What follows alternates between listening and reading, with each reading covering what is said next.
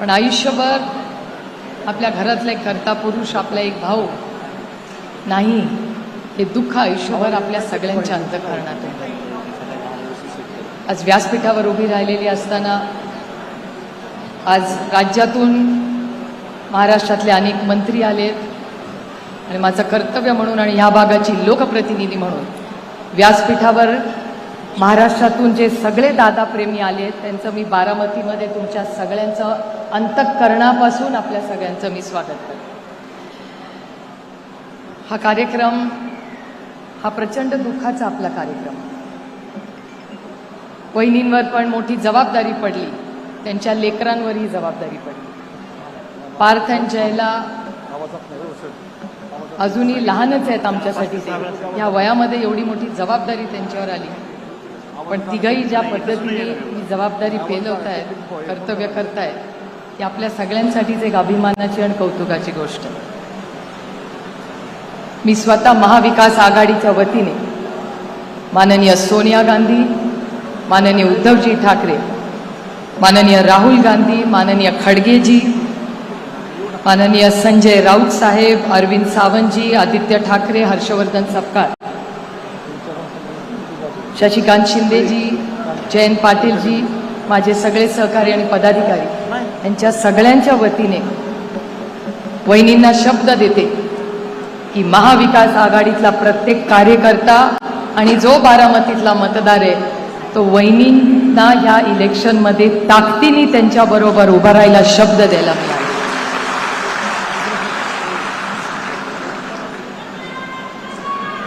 गेले 6 दशक बारामतीकरांचं आणि पवार कुटुंबाचं एक वेगळं नातं.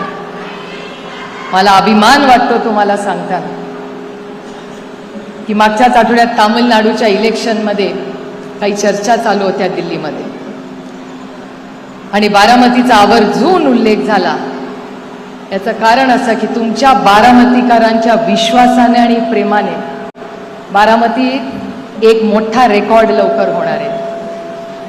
ज्या आदरणीय पवार साहेबांना 6 दशक ह्याच बारामतीकरांनी साथ दिली, ह्या देशामध्ये सगळ्यात जास्त वेळा निवडून यायचा मान हा कुणाला मिळणार आहे तर तो बारामतीकरांना मिळणार.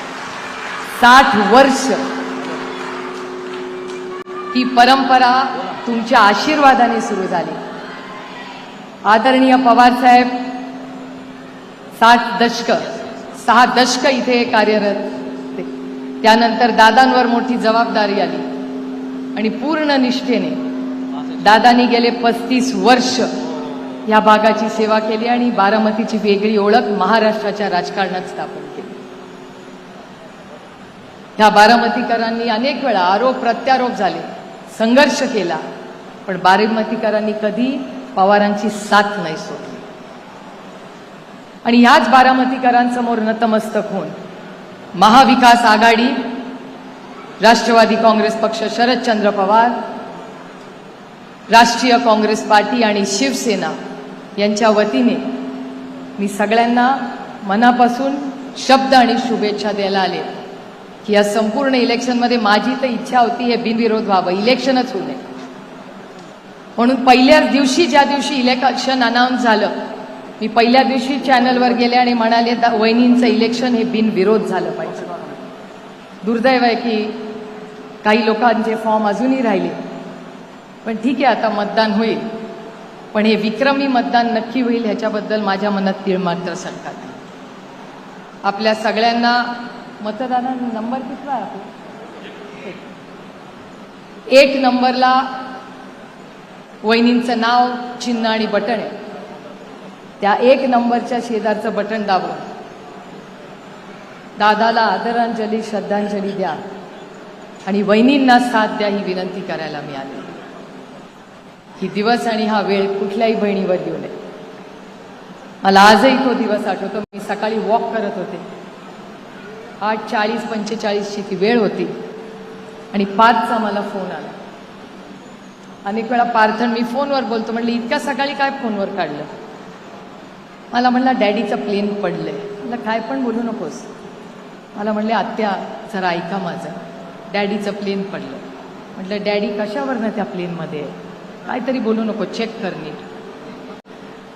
एका फोनवर तो माझ्याशी बोलत होता, दुसऱ्या फोनवर मुसळे इथे आहे, मुसळेंना माहिती होतं, आणि मुसळे, किरण गुजर हे सगळे तिथे होते. आणि तिथून ते व्हिडिओनी पार्थला दाखवत होती ही घटना झाली.